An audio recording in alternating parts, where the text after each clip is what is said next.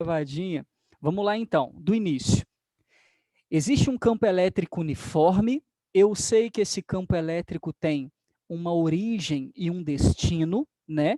Todo vetor campo elétrico sai de mais e vai para menos, então o campo sempre caminha da carga positiva para a carga negativa. E no momento em que eu pegar uma carga elétrica qualquer, chamada de pontiforme, carga de prova, está aqui, Qzinho, e abandoná-la aqui dentro, o que é abandonar? Partir do repouso, velocidade inicial igual a zero, eu não vou lançar, eu vou deixar ela ali apenas, eu sei que ela vai iniciar um movimento. Por que que ela tende a iniciar um movimento? Porque uma carga elétrica dentro de um campo elétrico sofre as ações desse campo. Ficou claro agora? Deu para entender tudo? Como ela vai se movimentar? Para onde ela vai se movimentar? Aí você vai vir aqui e vai compor o exercício. Se esse campo elétrico sai de mais e vai para menos, não dói, ó, não custa a gente vir aqui e representar esses polos. Ah, legal. O campo está saindo de mais e indo para menos. E na hora que você colocar esses polos aqui, imediatamente você já sabe para onde essa carguinha vai querer ir. Fala para mim, para a direita ou para a esquerda?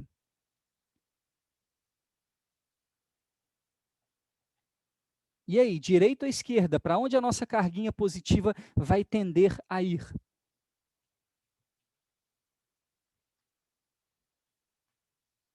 Muito bom. Bárbara está dizendo para a direita, porque a tendência dela é buscar o polo negativo. Então, é para a direita que vai acontecer o vetor força elétrica.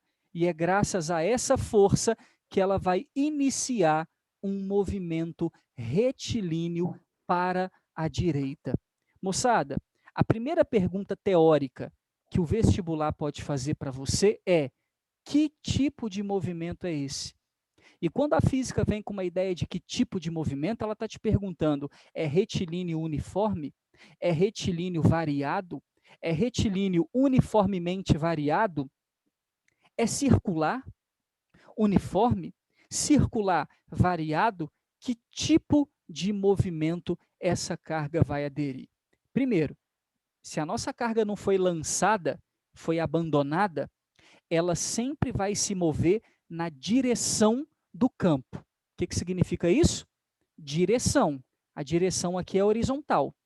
Qual sentido as cargas podem ir quando abandonadas? Para a direita ou para a esquerda, ok? Mas sempre na direção do campo elétrico. Isso significa, então, padrinho, que a nossa carga, se ela vai se mover na direção do campo e o campo é retilíneo, significa que o movimento dela será um movimento retilíneo. A gente vem aqui e anota. É um movimento retilíneo. Porém, a grande questão é: uniforme ou variado? O que é um movimento uniforme para você? E o que é um movimento variado para você? Aí, pegando lá na mecânica do Tarsis, o que vem a ser um movimento uniforme?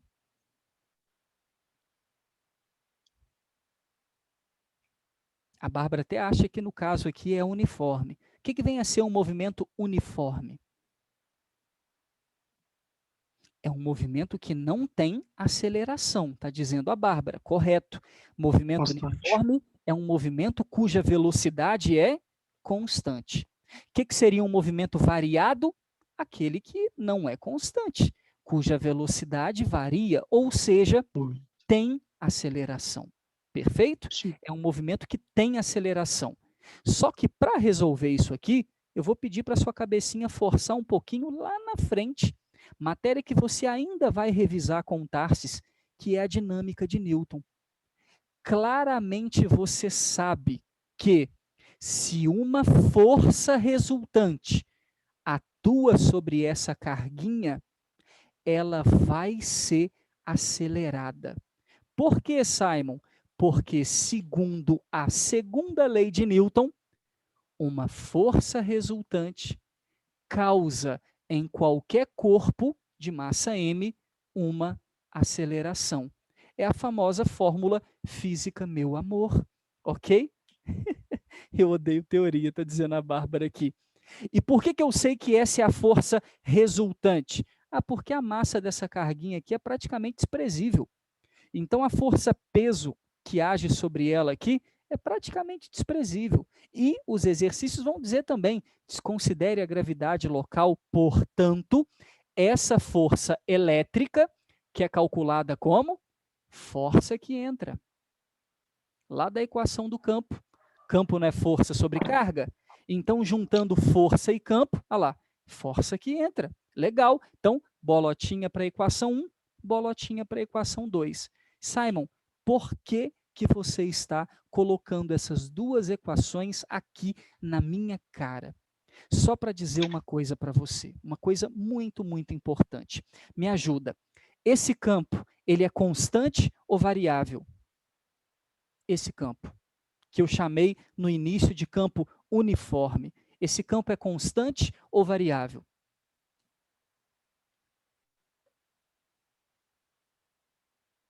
Fala para mim.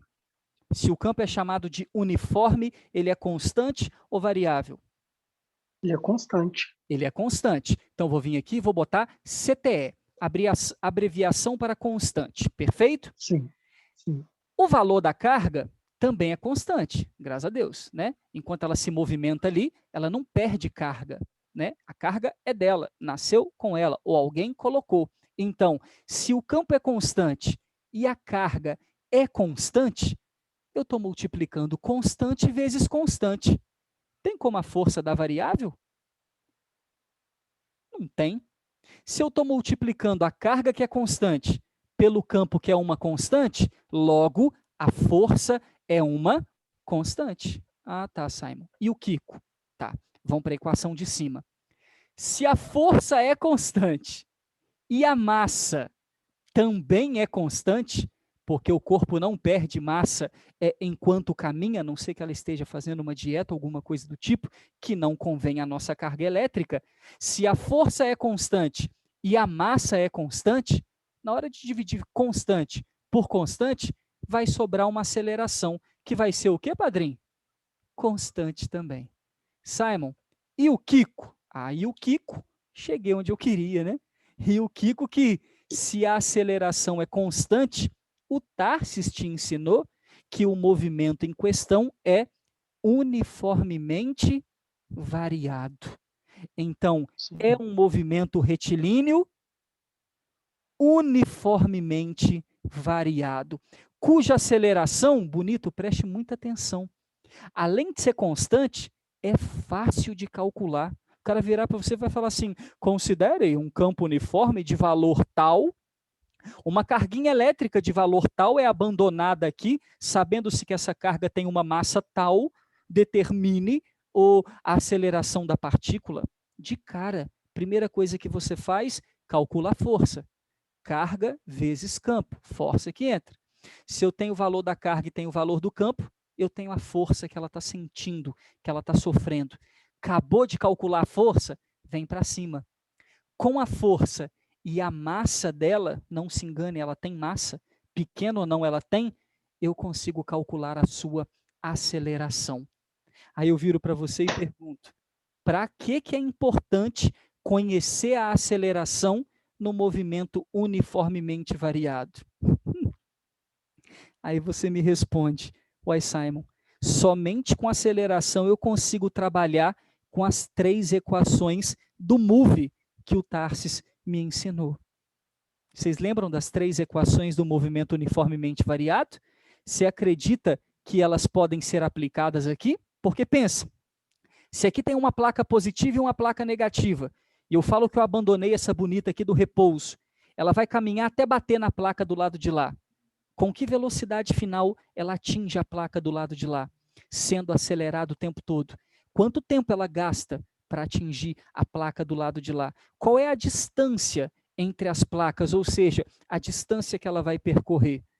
Tudo isso pode ser manipulado dentro das 3 equações do MOVE. que só pode acontecer quando a aceleração do corpo é constante. Quem lembra aí para mim quais são as equações do MOVE? Tem o vovô e vovó ainda tentam, né? Não, não chora, Thaisa. São aplicações dentro da aplicação, tá bom? Né? O final, o que a gente tem que entender disso aqui? Tá aqui. O porquê que essa carga vai desenvolver um movimento uniformemente variado. A partir daqui, é apelação. É o que eu estou fazendo agora, ok? Então, a gente vai apelar no movimento aqui da nossa carga. E aí eu estou preparando a vocês tudo o que pode aparecer aqui, tá bom? Pode ser que não apareça, mas pode ser que apareça. Perfeito? 3 equações do MOVE. Vamos lembrar aqui? Espaço. Vovô e vovó ainda trepam, né assim? V igual a V0 mais AT, vovó atrás do toco, vovó e vovó ainda tentam, né? Show de bola. Outra equação famosíssima, Torricelli, vovô e vovó mais 2 amigas num triângulo sentimental, não é isso? V ao quadrado, V0 ao quadrado, mais 2 vezes A vezes D. Muita gente utiliza o delta S, tem problema nenhum não, tá bom? V quadrado, V0, 2A, vamos botar o delta S aqui do triângulo sentimental. Perfeito. E a do espaço, aquela sorvetão, né? Sentado sozinho, vendo televisão, assistindo Teletubbies. As frasezinhas aí para a gente ficar gravando essas fórmulas, né? Mas em sua forma mais resumida, delta S, V0T mais AT ao quadrado sobre 2. Essas são as 3 equações que você só consegue manipular se você tiver a aceleração. Então, o que eu estou colocando aqui para você, que é uma pergunta que é fácil de aparecer, não pela manipulação dessas 3 equações, mas sim das 2 primeiras, que é como calcular a aceleração de uma carga elétrica a partir de uma força elétrica. Então, primeira coisa, calcula a força. Segunda coisa, calcula a aceleração. Perfeito? Esse é o passo a passo para a gente conseguir resolver bonitinho o movimento das cargas em campo elétrico. Show? Por que eu falo para você que às vezes o exercício vem lá e muda com uma teoriazinha? Porque às vezes ele vem ali e coloca essas linhas não igualmente espaçadas. Coloca linhas indo para a direita, mas linhas totalmente tortas umas das outras. E aí pergunta para você qual é o tipo de movimento. E aí, de forma muito simples, entenda, se o campo elétrico não for constante, mesmo a carga sendo constante, se o campo variar, a força varia. Se a força varia, a aceleração varia. E aí o seu movimento aqui não pode ser chamado de uniformemente variado. Tem que ser chamado apenas de variado, quando a aceleração é variável. Quando a aceleração é constante, movimento uniformemente variado. Muita coisa, né, Taizinho? Muita coisa, né, PVN? E aí, dentro disso aqui, lindos, 850 mil aplicações diferentes, né? Para cada um dos tópicos. Podemos apagar? Ah, não é triste não, Iris. É lindo. Você tem que ver isso na faculdade.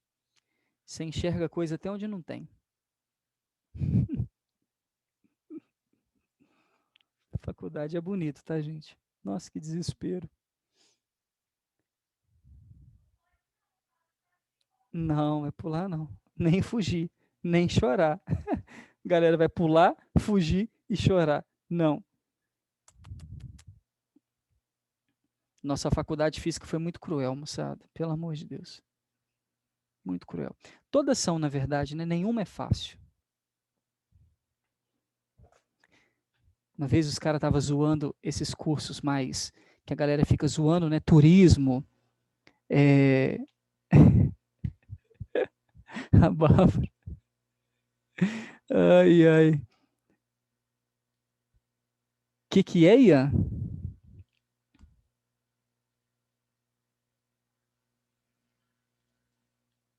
Qual foi o TCC? O meu foi em simulação computacional, interações atômico-moleculares em ácidos dicarboxílicos, em experimentos elétricos.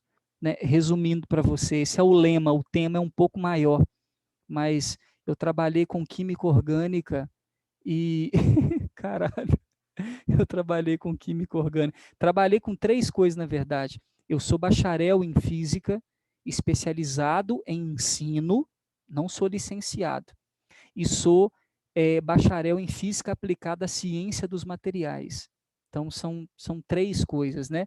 Mas não sou licenciado. Licenciatura é curso para ser professor, para dar aula, né? Especificamente para dar aula. Por exemplo, eu não posso fazer concurso no Estado, porque o Estado não permite que eu dê aula, só as empresas privadas.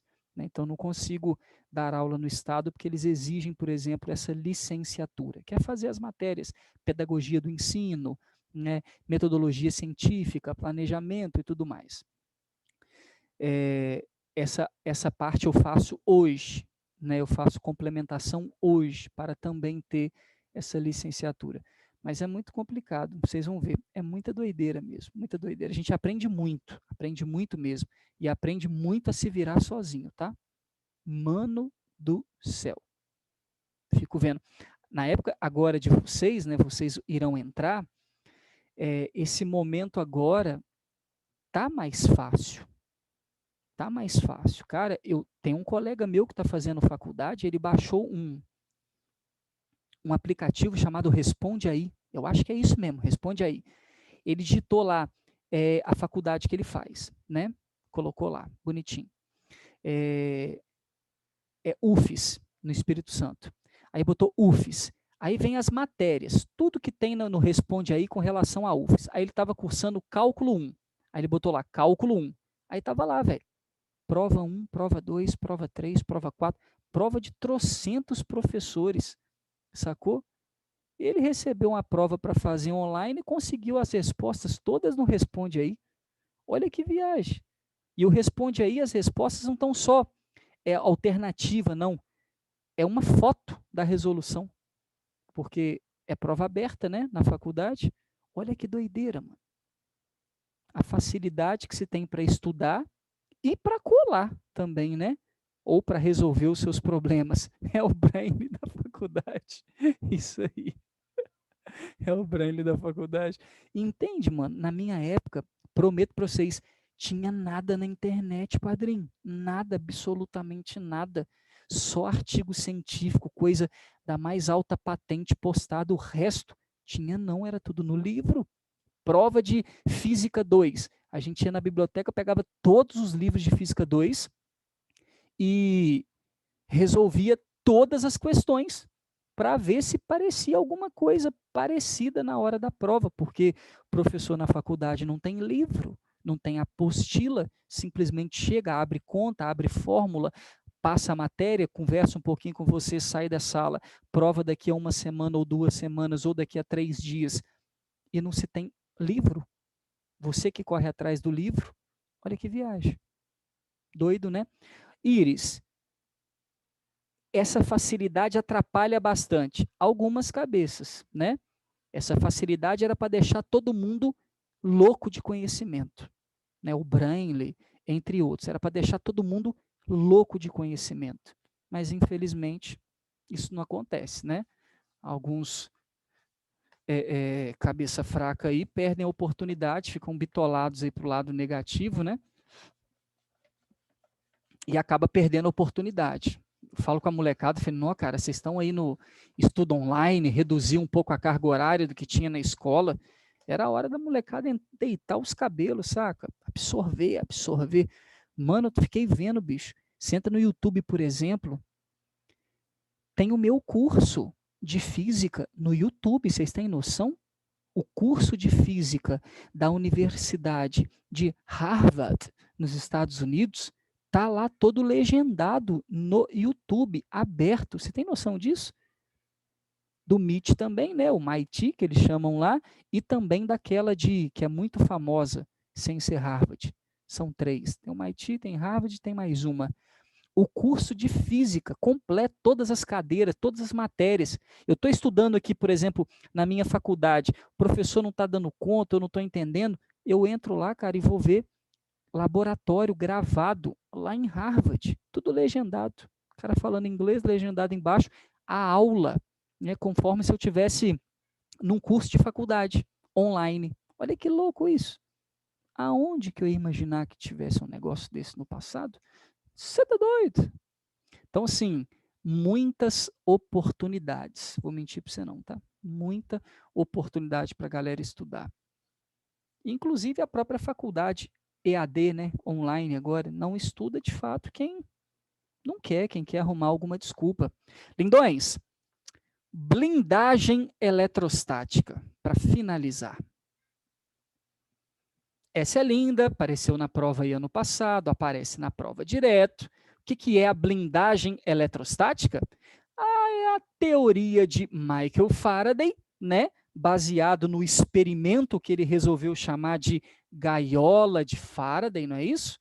Gaiola de Faraday, onde ele disse o seguinte: dentro de um condutor em equilíbrio eletrostático, carregado, então, de novo, dentro, no interior de um condutor carregado em equilíbrio eletrostático, não existe interação elétrica. Simon me explica. Faraday repensou, né, depois de calcular tudo isso, de entrar dentro de uma gaiola de metal, toda fechadinha, pediu alguém usando uma bobina de Tesla para injetar descarga elétrica em cima da gaiola, que ele queria provar que a descarga não ia penetrar a gaiola e bater nele. Eu estou falando de uma gaiola, né? De uma grade, né? Como se fosse uma cadeia, um ambiente fechado ali, mas não totalmente fechado. Tranquilo? Então, uma grade. Quando a descarga batia na gaiola, ela procurava aterrar, procurava o chão e não entrar dentro da gaiola. Por que isso? Porque um condutor fechado precisa ser totalmente fechado? Claro que não. O nosso carro é um condutor fechado, mesmo tendo a janela de vidro, mesmo a janela estando aberta. É um condutor fechado. Eletrizado e em equilíbrio, aí eu queria que você entendesse o seguinte, pô, como é que o cara pode estar eletrizado e estar em equilíbrio? Ô, bonito. Equilíbrio eletrostático não é número de prótons igual ao número de elétrons, não. É, depois que essa esfera foi carregada de carga positiva, né? As cargas se orientaram. Por que ela ficou carregada com carga negativa? Porque perdeu elétrons. Então, os elétrons que ficaram, eles se reorientam, né, de modo a estabilizar nela uma região igualmente positiva, homogênea. Isso acontece porque ela é uma esfera. Mas mais do que isso, esses elétrons se orientam até parar, até ficar em repouso. No momento em que esses elétrons terminaram de se mexer e atingiram o equilíbrio, ficaram de boinha, a minha esfera atinge o que nós chamamos de equilíbrio eletrostático. Tá aí. Equilíbrio eletrostático. Ok? E o que acontece quando ela atinge o equilíbrio eletrostático? Dentro dela, no seu interior, não pode haver interações elétricas. O que é uma interação elétrica? Força. E quando é que não tem força elétrica? Quando o campo elétrico é nulo em seu interior. Por isso, a gaiola de Faraday fez com que Faraday descobrisse uma forma de blindar algo eletrostaticamente ou eletricamente, que é dizendo que no interior, você que vai copiar, aqui é campo INT, int, tá bom? Às vezes as pessoas não entendem a minha letra. Então, o campo no interior daquele condutor em equilíbrio eletrostático vai valer zero. Isso significa, então, que no momento de uma tempestade, dentro do carro, eu estou teoricamente seguro, porque o meu carro vai estar equilibrado, a descarga que cair em cima do meu carro, se não rachar ele inteiro, né, vai passar por todo o carro e aterrar no chão. Simon, não é porque o pneu do carro é de borracha? Não. Não é porque Faraday estava dentro da gaiola com um tênis de borracha? Não. Se Faraday encostasse na gaiola, o que ia acontecer? Provavelmente óbito, né? Porque eu estou dizendo para você que no interior do condutor o campo é nulo, mas na superfície tem carga elétrica, ok? E aí, Paulo, não só você, tá? A maioria acha que é por causa do pneu, mas mesmo que acontece no carro, acontece com o avião no céu. Quando ele está sobrevoando, sossegado, sossegado, e o raio bate, o raio passa em torno do avião, de toda a sua funilaria ali, né? Passa em torno do avião e continua o seu movimento para onde ele for, tendendo sempre a aterrar, buscar a terra. E aí não é porque o avião tem pneu, porque no momento que ele está sobrevoando, ele é até recolhido, né, fechadinho, mas sim porque é um condutor em equilíbrio eletrostático. E naquele momento não pode haver interações elétricas do lado de dentro. Simon, mas se eu estou andando de carro, o raio por acaso vem, dribla o meu carro e entra na janela e me acerta. Vai com Deus, né, querido? Aí você está querendo o quê também? Não tem explicação para uma situação dessa. Porém, dentro de um condutor em equilíbrio eletrostático, ele está no seu interior blindado. E a blindagem justamente acontece porque o campo é nulo. É só você entender, achar comigo aqui, né, pensar, que é como se cada carga dessa daqui gerasse ali dentro um campo resultante, né? E a soma vetorial desse resultante desses campos dá zero, sempre, né? Então, pensando matematicamente, mas na teoria é isso que vai acontecer.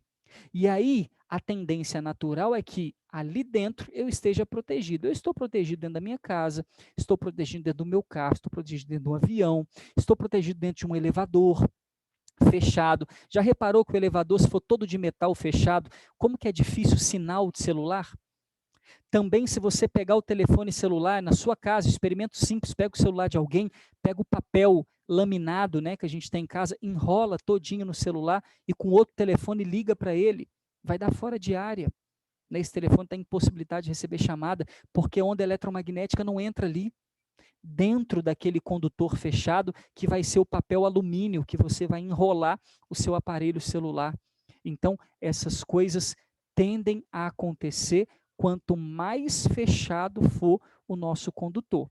No seu carro você ainda consegue ligar o telefone, no elevador você ainda consegue, mas se for totalmente fechado, aí fica impossibilitado de você ter qualquer resquício de sinal ali dentro.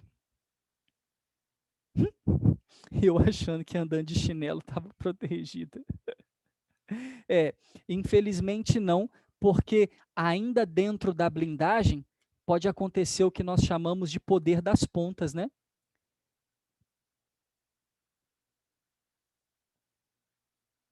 O que é o poder das pontas? É o que o próprio Faraday utilizou para garantir para a gente a distribuição homogênea de cargas e a distribuição não homogênea de cargas. Ele disse assim, numa superfície homogênea, o que seria isso? Uma esfera, uma circunferência perfeita, né?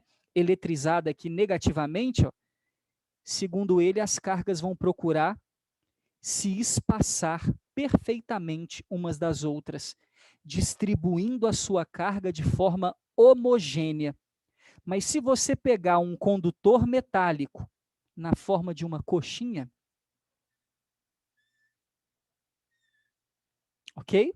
Está ali uma coxinha metálica, cai bem em todas as horas, né? Não a metálica, de frango mesmo, mas a coxinha metálica ali, você vai perceber que aonde eu tenho uma superfície esférica bonitinha, as cargas vão se distribuir homogênea. Mas à medida que vai afunilando, as cargas vão se aglomerando.